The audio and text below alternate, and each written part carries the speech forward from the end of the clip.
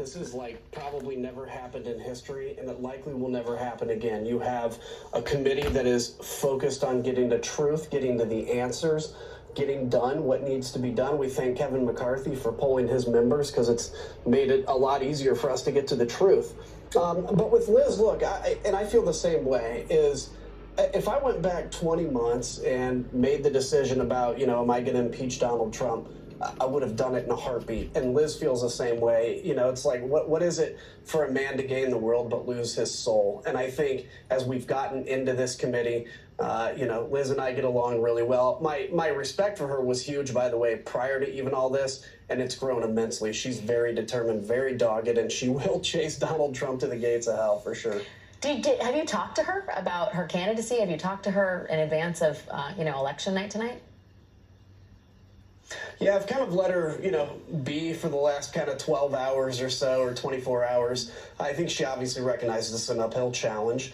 I think she made the decision that she's going to go down firing. And, a miracle could obviously happen tonight. But even if it's a little closer than what people expected, but the bottom line is, I think this is sending a very strong message that this isn't your dad's Republican Party anymore. This isn't a party that's committed to truth. This is a party that's committed to conspiracy. Mark, in your prior, your guest had said something about, people in Congress now don't really believe it. I don't think they do believe the big lie and the conspiracies. What I worry about is the next generation of people that have just been elected. They're going to be here next year. They do believe these conspiracies. That's very frightening.